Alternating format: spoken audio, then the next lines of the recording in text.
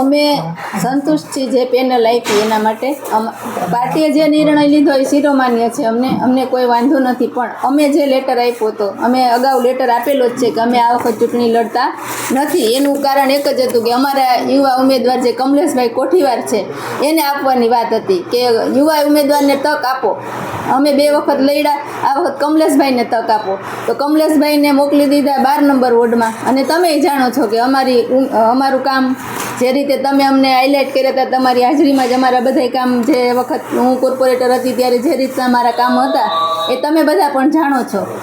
એટલે અમારી કોઈ પાર્ટી સાથે નારાજગી નથી, એ પાર્ટીએ જે આપી. પણ એક વસ્તુ છે કે જે બેનને ઓબીસી સમાજમાંથી ટિકિટ આપી છે એ બેનને હું ઓળખતી નથી, કે કદાચ અમારા કોઈ કાર્યકર્તા એ નહીં ઓળખતા હોય. એટલે એટલી વસ્તુ છે અમારા માટે કે પાર્ટી જ્યારે ભલે ટિકિટ આપી, અમે પણ કીધેલું કે આપો, કોઈ બીજાને આપો તક. પણ એક વસ્તુ પાર્ટીએ કરવી જોઈએ કે જ્યારે એને આ લોકોએ ડિસિઝન લીધું ત્યારે એ લોકોએ અમને સાથે રાખવા જોઈએ. પેનલ બનાવી ત્યારે અમને સાથે રાખવા જોઈએ કે આપણા વોર્ડમાંથી 13 નંબર વોર્ડમાંથી તમારા બદલે બીજા કોઈને ટિકિટ આપવાની છે તો આપણે કોને આપી શકીએ, આપણા વોર્ડની અંદર આ કોણ મજબૂત ઉમેદવાર કહેવાય. એટલે આ વસ્તુ પાર્ટીએ કરવી જોઈએ. એટલે આ બેન જે આવ્યા છે એ બેનને અમે કોઈ ઓળખતા નથી.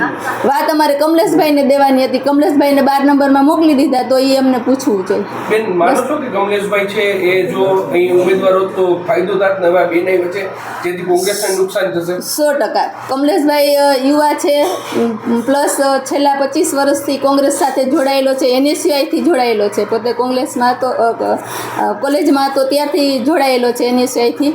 એટલે અને ખૂબ મહેનતું છે. એટલે ખૂબ ફાયદો થાત, સારો ફાયદો થાત પાર્ટીને, અને એ પોતાની સીટ લઈને પણ આવત. એવું અમારું ટિકિટ જે વેચાણી છે, જે આપી છે, એમાં શું લાગે છે? વેચાણી ના કહેવાય, પાર્ટીએ ડિસિઝન લીધું છે. કાર્યકર્તાને જે થઈ છે હા આપી, એ જે પાર્ટીને જે યોગ્ય લાગ્યું એ. બાકી તો જે શેર પ્રમુખને બધા ડિસિઝન લે એ બરાબર. અમને સંકલનમાં રાખીને કરવું જોઈએ, એટલી અમારી સંકલનમાં નથી લીધા. નહીં, અમને બોલાવ્યા નથી કે ભાઈ આપણે 13 નંબરની વોર્ડની અંદર તમે લેટર આપ્યો છે, તમે નથી લડતા, તો કમલેશભાઈને અમે 12 નંબરમાં આપી છીએ. તો તમારી દ્રષ્ટિએ આ વોર્ડની અંદર કોણ મજબૂત કહેવાય, કોને આપણે ટિકિટ આપવી જોઈએ, આપણે જીતવા માટે, પાર્ટીને આપણે સપોર્ટ કરવા માટે, કે આપણી સીટ આવે, વધારે આવે એના માટે. તો આ બેન મિસ્ત્રીના છે, પણ બેનનું મેં પણ ક્યારેય નામ નથી સાંભળ્યું. છેલ્લા 10 વર્ષથી તો હું પણ સક્રિય રીતે છું, તો એમાં મેં બેન ક્યારેય અમારા કાર્યક્રમમાં નથી આવ્યા કે નથી એમના હસબન્ડ આવ્યા. એટલે અમને એ એક થોડુંક છે કે પાર્ટી માટે નુકસાન ન થાય એના માટેની વાત છે. આ બેન